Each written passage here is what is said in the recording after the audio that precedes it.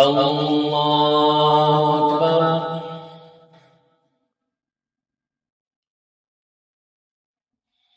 الحمد لله رب العالمين الرحمن الرحيم مالك يوم الدين إياك نعبد وإياك نستعين اهدنا الصراط المستقيم صراط الذين أنعمت عليهم غير المغضوب عليهم ولا الضالين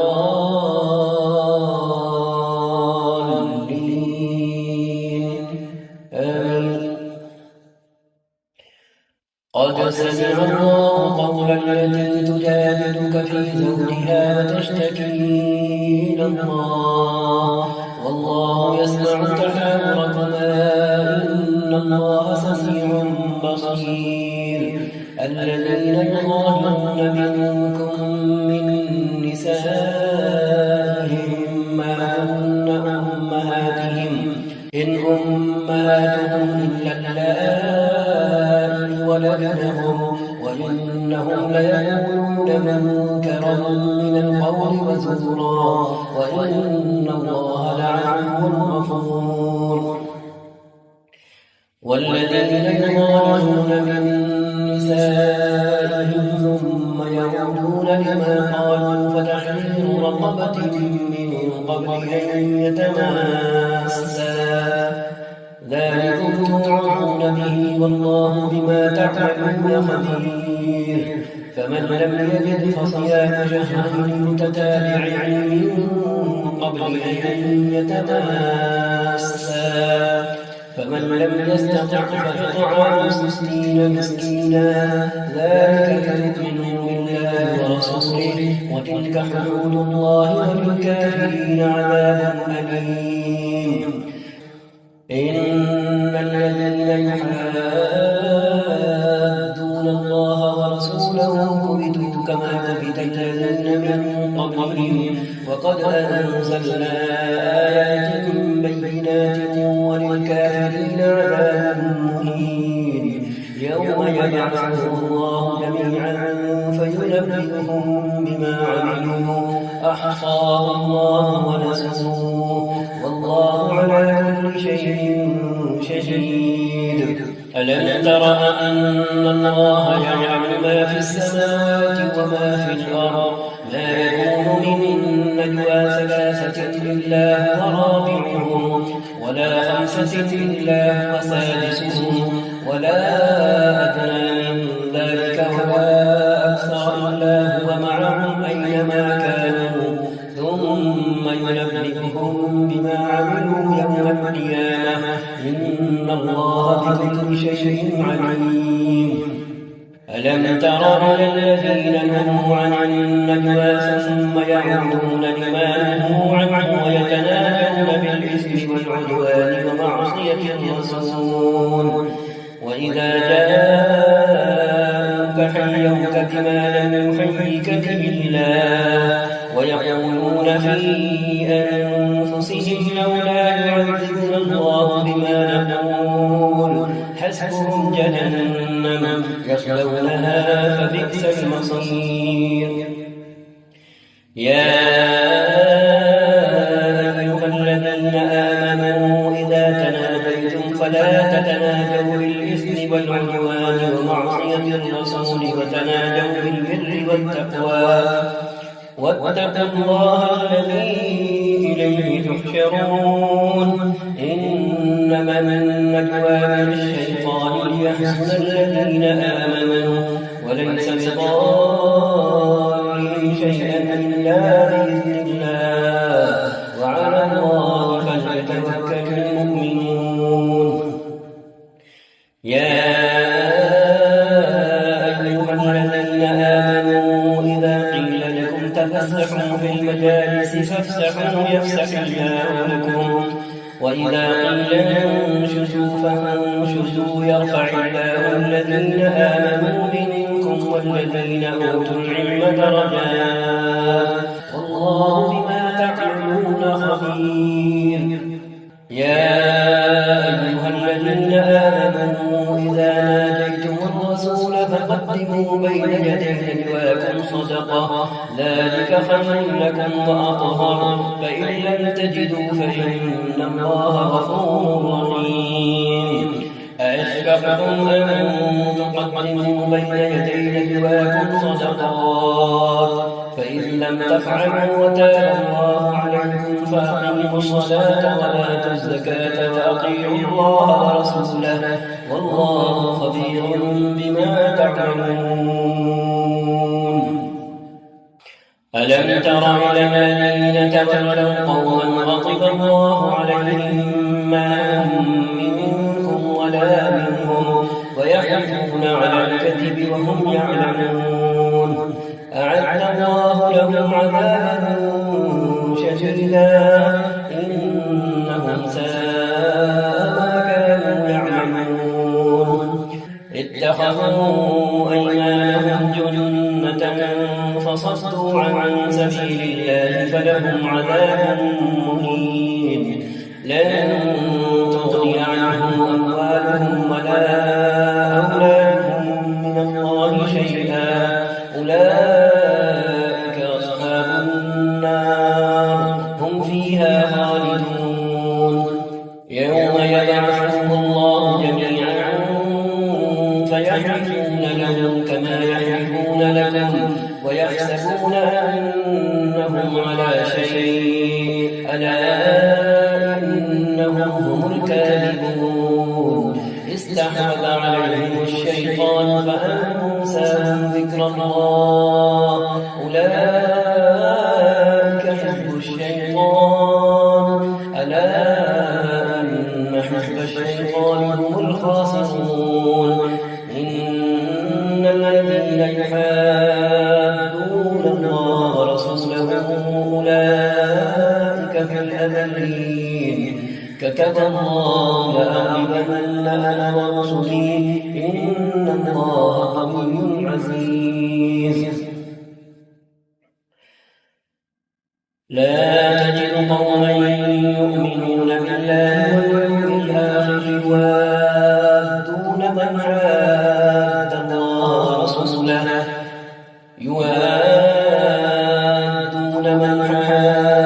الله ورسوله ولو كانوا آباءهم أو أبناءهم أو إخوانهم أو عشيرتهم أولئك كتب في قلوبهم الإيمان وأيدهم بروح منه ويدخلهم جنات تجري من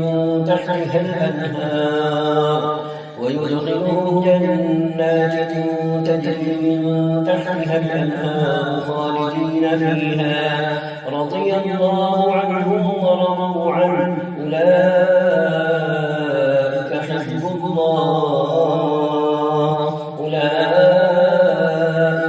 الله ألا إن حزب الله هم المفلحون.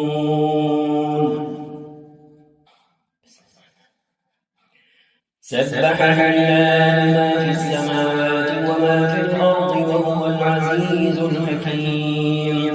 هو الذي أخرج الذين كفروا من أهل الكتاب من ديارهم لأول الحشر ما ظننتم أن يخرجوا وظنوا أنهم مانعتهم حصونهم من الله فأتاهم الله من حيث لم يحتسبوا وقذف في قلوبهم الرعب يخربون بيوتهم بأيديهم وأيدي المؤمنين فاعتبروا يا أولي الأبصار. ولولا أن كتب الله عليهم الجلاء لعذبهم في الدنيا ولهم في الآخرة عذاب النار ذلك بأنهم شاقوا الله ورسوله ومن يشاق الله فإن الله شديد العقاب. ما قطعتم من لينة أو تركتموها قائمة على أصولها فبإذن الله وليخزي الفاسقين. وما أفاء الله على رسوله منهم فما أوجفتم عليه من خير فما أوجفتم عليه من خيل ولا ركاب ولكن الله يسلط رسله على من يشاء والله على كل شيء قدير. ما أفاء الله على رسوله من أهل القرى فلله وللرسول ولذي القربى واليتامى والمساكين وابن السبيل كي لا يكون دولة بين الأغنياء منكم. وما آتاكم الرسول فخذوه وما نهاكم عنه فانتهوا واتقوا الله إن الله شديد العقاب. للفقراء المهاجرين الذين أخرجوا من ديارهم وأموالهم يبتغون فضلا من ربهم من الله ورضوانا وينصرون الله ورسوله أولئك هم الصادقون. والذين تبوأوا الدار والإيمان من قبلهم يحبون من هاجر إليهم ولا يجدون في صدورهم حاجة مما أوتوا ويؤثرون على أنفسهم ولو كان بهم خصاصة ومن يوق شح نفسه فأولئك هم المفلحون. والذين جاءوا من بعدهم يقولون ربنا اغفر لنا ولإخواننا الذين سبقونا بالإيمان ولا تجعل في قلوبنا غلا للذين آمنوا ربنا إنك رؤوف رحيم. ألم تر إلى الذين نافقوا يقولون لإخوانهم الذين كفروا من أهل الكتاب لئن أخرجتم لنخرجن معكم ولا نطيع فيكم أحدا أبدا وإن قتلتم لننصرنكم والله يشهد إنهم لكاذبون. لئن أخرجوا لا يخرجون معهم ولئن قتلوا لا ينصرونهم ولئن نصرهم ليولن الأدبار ثم لا ينصرون. لأنتم أشد رهبة في صدورهم من الله ذلك بأنهم قوم لا يفقهون.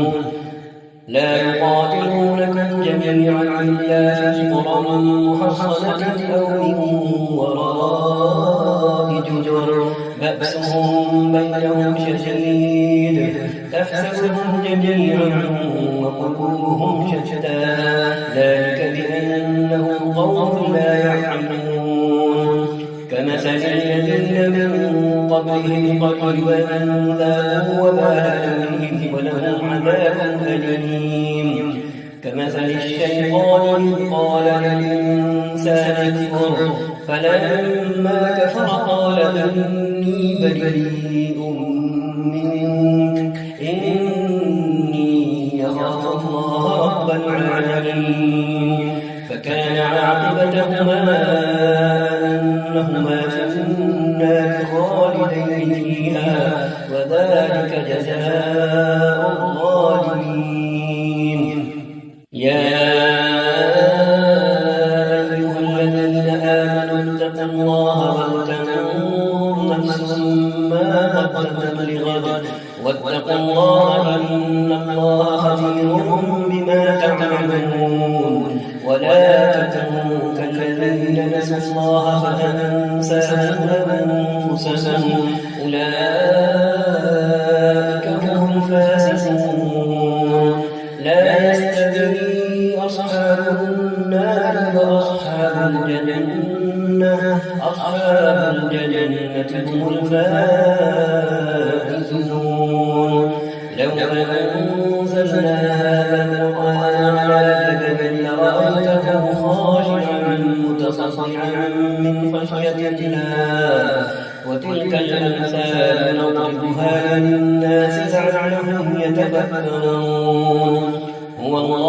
الذي لا إله إلا هو عالم الغيب والشهادة هو الرحمن الرحيم هو الله الذي لا إله إلا هو الملك القدوس السلام المؤمن المهيمن العزيز الجبار المتكبر سبحان الله عما يشركون هو الله الخالق البارئ المصور له الأسماء الحسنى يسبح له ما في السماوات والأرض وهو العزيز الحكيم.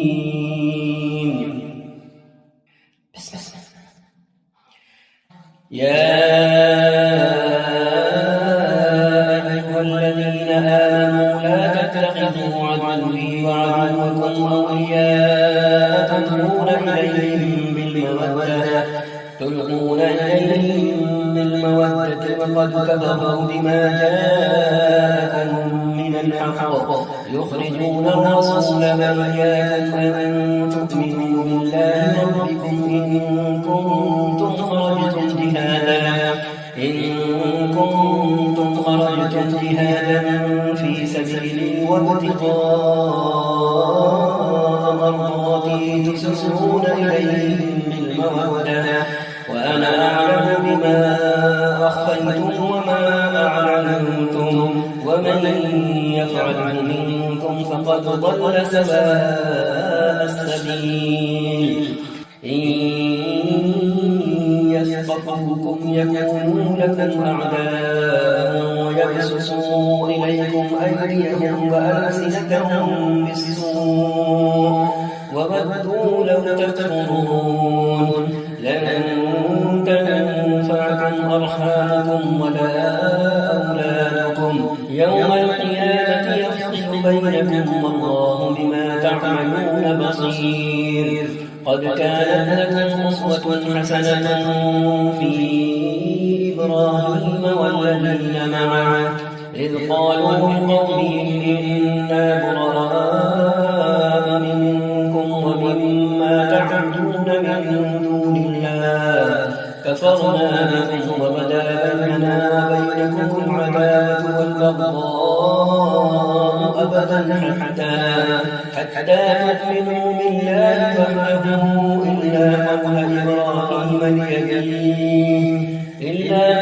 إبراهيم لأبيه لأستغفرن لك وما أملك لك من الله من شيء ربنا عليك توكلنا وإليك أنبنا وإليك المصير. ربنا لا تجعلنا فتنة للذين كفروا واغفر لنا ربنا إنك أنت العزيز الحكيم. لقد كان لكم فيهم أسوة حسنة لمن كان يرجو الله واليوم الآخر ومن يتول فإن الله هو الغني الحميد. عسى الله أن يجعل بينكم وبين الذين عاديتم منهم مودة والله قدير والله غفور رحيم.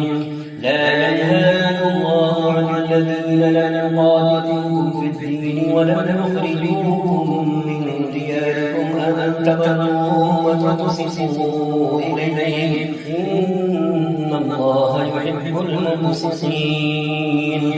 إنما ينهاكم الله عن الذين قاتلوكم في الدين وأخرجوكم من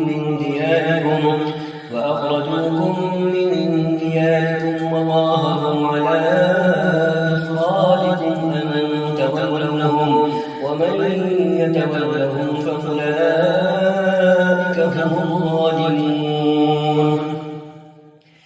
يا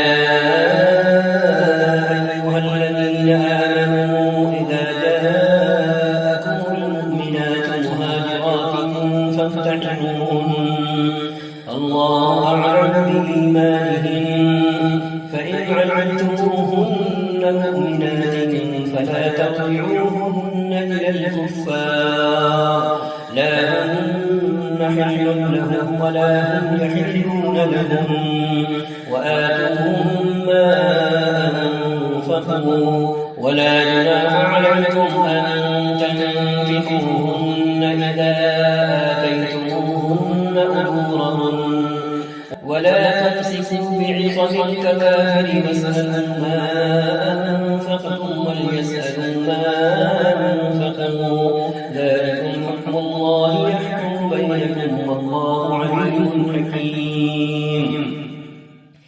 وإن فاتكم شيء من أزواجكم إلى الكفار فعاقبتم فآتوا الذين ذهبت أزواجهم مثل ما أنفقوا واتقوا الله الذي أنتم به مؤمنون. يا أيها النبي إذا جاءك المؤمنات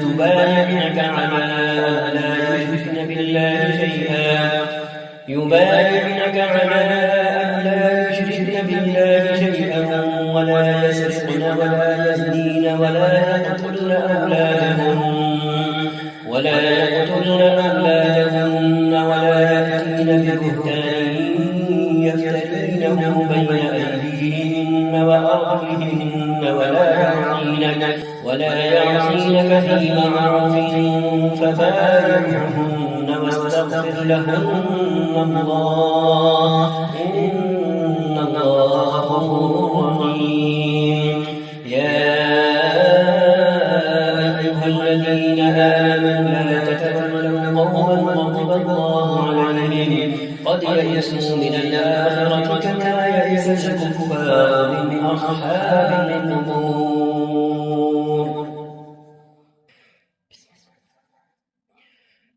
سبح لله ما في السماوات وما في الأرض وهو العزيز الحكيم. يا أيها الذين آمنوا لم تقولون ما لا تفعلون كبر مقتا عند الله أن تقولوا ما لا تفعلون. إن الله يحب الذين يقاتلون في سبيله صفا كأنهم بنيان مرصوص. وإذ قال موسى لقومه يا قوم لم تؤذونني وقد تعلمون أني رسول الله إليكم فلما زاغوا أزاغ الله قلوبهم والله لا يهدي القوم الفاسقين. وإذ قال عيسى ابن مريم يا بني إسرائيل إني رسول الله إليكم مصدقا لما بين يدي من التوراة ومبشرا برسول يأتي من بعد اسمه أحمد. فلما جاءهم بالبينات قالوا هذا سحر مبين. ومن أظلم ممن افترى على الله الكذب وهو يدعى إلى الإسلام والله لا يهدي القوم الظالمين. يريدون ليطفئوا نور الله بأفواههم والله متم نوره ولو كره الكافرون. هو الذي أرسل رسوله بالهدى ودين الحق ليظهره على الدين كله ولو كره المشركون. يا أيها الذين آمنوا هل أدلكم على تجارة تنجيكم من عذاب أليم تؤمنون بالله ورسوله وتجاهدون في سبيل الله بأموالكم وأنفسكم ذلكم خير لكم إن كنتم تعلمون. يغفر لكم ذنوبكم ويدخلكم جنات تجري من تحتها الأنهار ومساكن طيبة في جنات عدن ذلك الفوز العظيم. وأخرى تحبونها نصر من الله وفتح قريب وبشر المؤمنين. يا أيها الذين آمنوا كونوا أنصار الله كما قال عيسى ابن مريم للحواريين من أنصاري إلى الله قال الحواريون نحن أنصار الله. فآمنت طائفة من بني إسرائيل وكفرت طائفة فأيدنا الذين آمنوا على عدوهم فأصبحوا ظاهرين.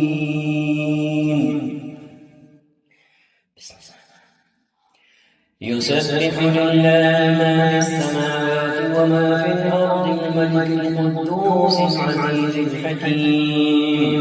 هو الذي بعث في الأميين رسولا منهم يتلو عليهم آياته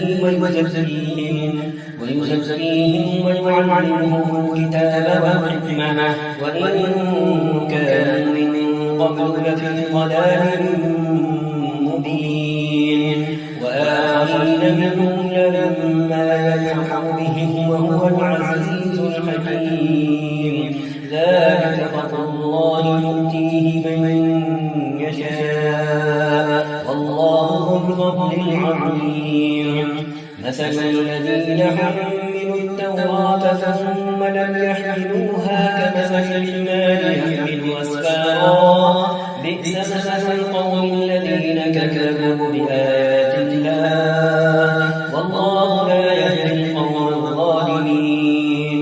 قل يا أيها الذين آمنوا إن زعمتم أنكم أولياء لله من دون الناس فتمنوا الموت إن كنتم صادقين ولا يتمنونه أبدا بما قدمت أيديهم والله عليم بالظالمين. قل إن الموت الذي تفرون منه فإنه ملاقيكم ثم تردون إلى عالم الغيب والشهادة فينبئكم بما كنتم تعملون. يا أيها الذين آمنوا إذا نودي للصلاة من يوم الجمعة فاسعوا إلى ذكر الله وذروا البيع ذلكم خير لكم إن كنتم تعلمون. فإذا قضيت الصلاة فانتشروا في الأرض وابتغوا من فضل الله واذكروا الله كثيرا لعلكم تفلحون. وإذا رأوا تجارة أو لهوا انفضوا إليها وتركوك قائما قل ما عند الله خير من اللهو ومن التجارة والله خير الرازقين.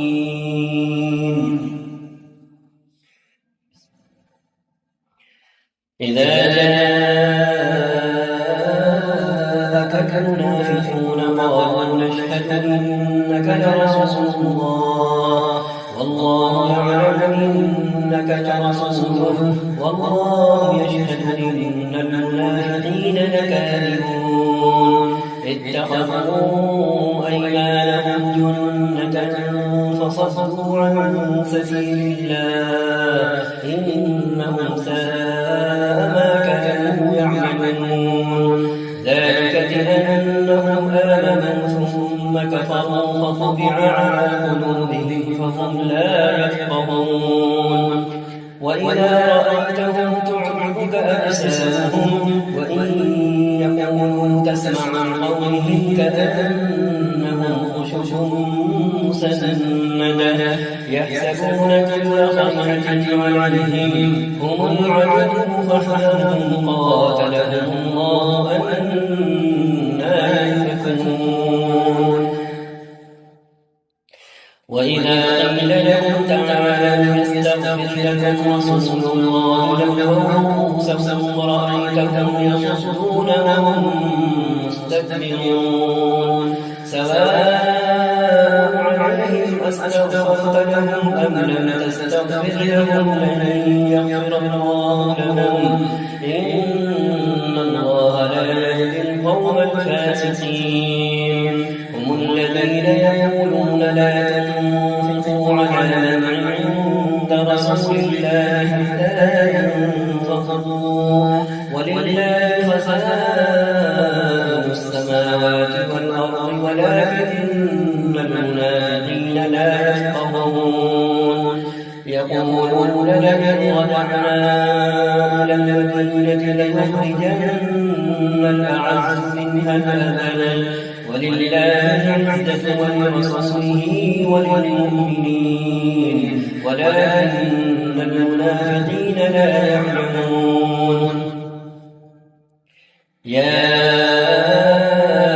أيها الذين آمنوا لا تلهكم أموالكم ولا أولادكم عن ذكر الله ومن يفعل ذلك فأولئك هم الخاسرون وأنفقوا مما رزقناكم من قبل أن يأتي أحدكم الموت فيقول رب لولا أخرتني إلى أجل قريب فأصدق وأكن من الصالحين ولن يؤخر الله نفسا إذا جاء أجلها والله خبير بما تعملون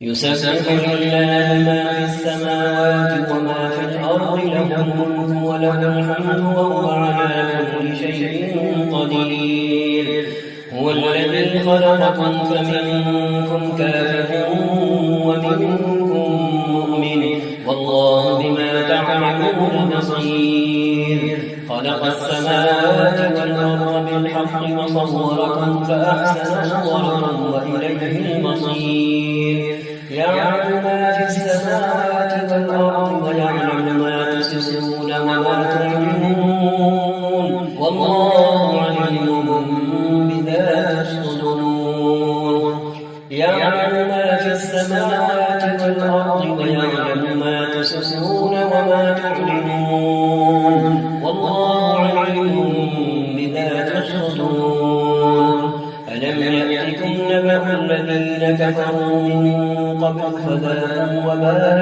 أمرهم ولهم عذاب أليم ذلك بأنه كانت تأتيهم رسلهم بالبينات فقالوا أبشر يهدوننا فكفروا وتولوا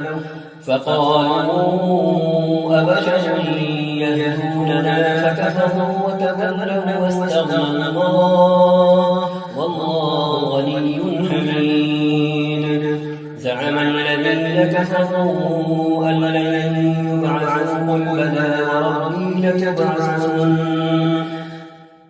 قل بلى وربي لتبعثن ثم لتنبؤن بما عملتم وذلك على الله يسير فآمنوا بالله ورسوله والنور الذي أنزلنا والله بما تعملون خبير يوم يجمعهم ليوم الجمع ذلك يوم التغابن ومن يؤمن بالله ويعمل صالحا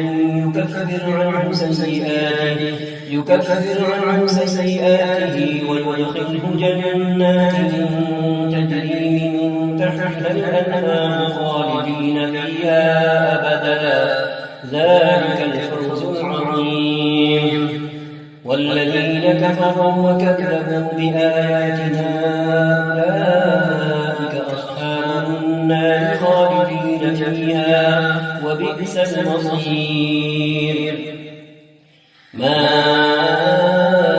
أصاب من مصيبة إلا بإذن الله ومن يؤمن قلبه والله بكل شيء عليم. ما أصاب من مصيبة إلا بإذن الله ومن يؤمن بالله يهد قلبه والله بكل شيء عليم. وأطيعوا الله وأطيعوا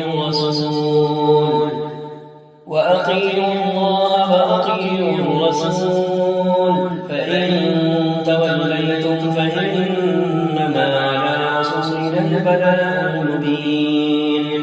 الله لا إله إلا هو وعلى الله فليتوكل المؤمنون.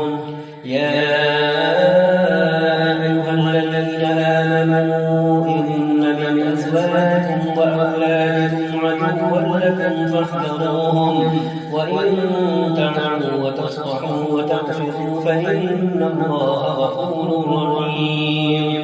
إنما أموالكم وأولادكم فتنة والله عنده أجر عظيم. فاتقوا الله ما استطعتم واسمعوا وأطيعوا وأنفقوا خيرا لأنفسكم ومن يوق شح نفسه فأولئك هم المفلحون. إن تقرضوا الله قرضا حسنا يضاعفه لكم ويغفر لكم والله شكور حليم. عالم الغيب والشهادة العزيز الحكيم. يا أيها النبي إذا طلقتم النساء فطلقوهن لعدتهن وأحصوا العدة واتقوا الله ربكم لا تخرجوهن من بيوتهن ولا يخرجن إلا أن يأتين بفاحشة مبينة وتلك حدود الله ومن يتعد حدود الله فقد ظلم نفسه لا تدري لعل الله يحدث بعد ذلك أمرا.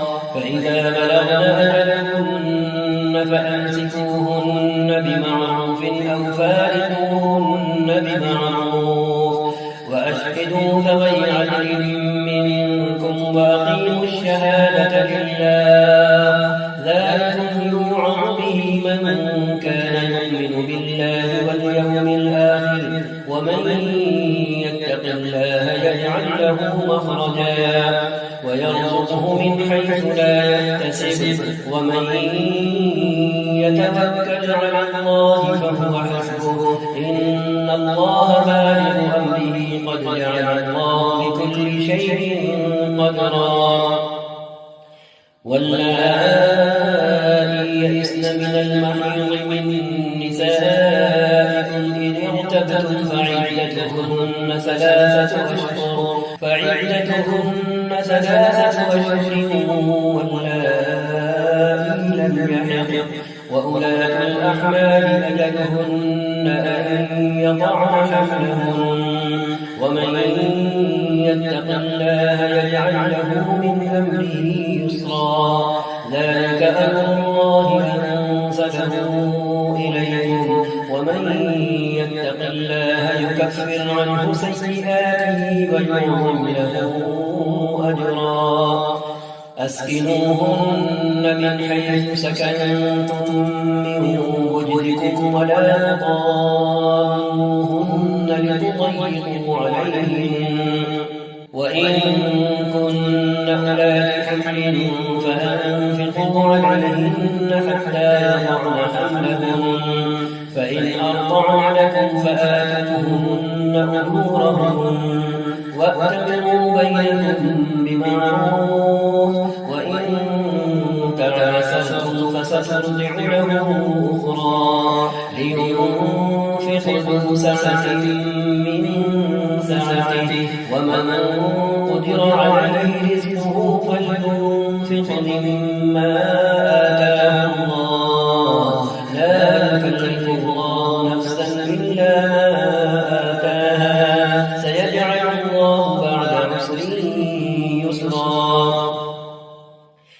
وكأين من قرية عتت عن أمر ربها ورسله فحاسبناها حسابا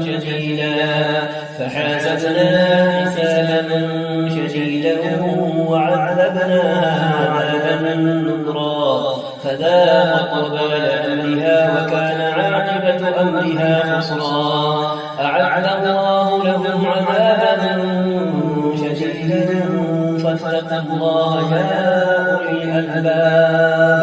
فاتقوا الله يا أولي الألباب الذين آمنوا قد أنزل الله إليكم ذكرا رسولا يتلو عليكم آيات الله مبينات ليخرج الذين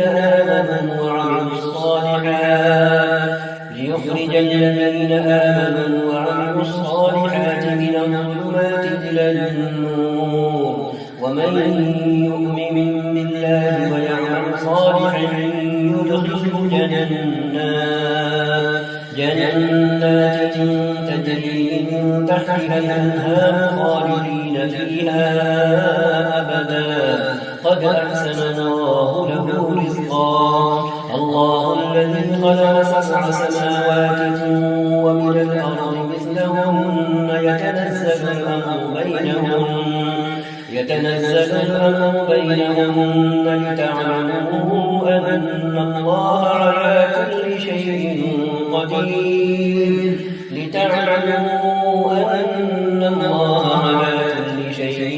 قدير وأن الله قد أحاط بكل شيء علما يا أيها النبي لم تحرم ما أحل الله لك تبتغي مرضات أزواجك والله غفور رحيم قد ضرب الله لكم تحلة أيمانكم والله مولاكم وهو العليم الحكيم وإذ أسر النبي إلى بعض أزواجه حديثا فلما نبأت به وأظهره الله عليه عرف بعضه وأعرض عن بعض فلما نبأها به قالت من أنبأك هذا قال نبأني العليم الخبير إن تتوبا إلى الله فقد صغت قلوبكما وإن تظاهرا عليه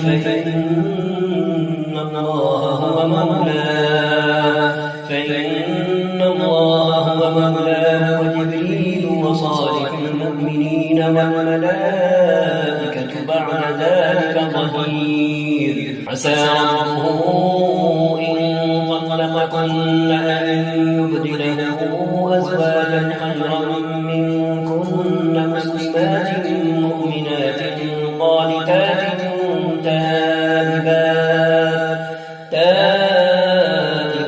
عابدات سائحات ثيبات وأبكارا يا أيها الذين آمنوا أنفسكم وأهليكم نارا وقودها الناس والحجارة عليها ملائكة غلاظ شداد لا يعصون الله ما أمرهم ويفعلون ما يؤمرون يا أيها الذين كفروا لا تعتذروا اليوم إنما تجزون ما كنتم تعملون يا أيها الذين كفروا لا تعتذروا اليوم إنما تجزون ما كنتم تعملون يا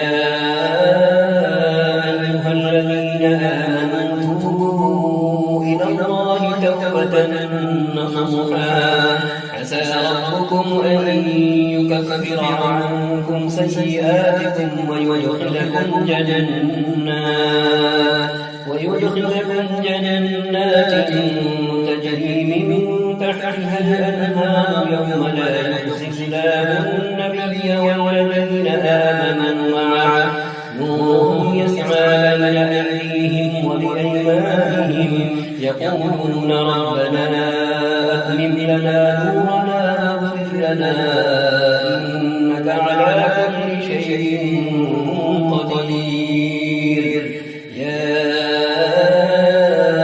أيها النبي جاهد الكفار والمنافقين واغلظ عليهم ومأواهم جهنم وبئس المصير.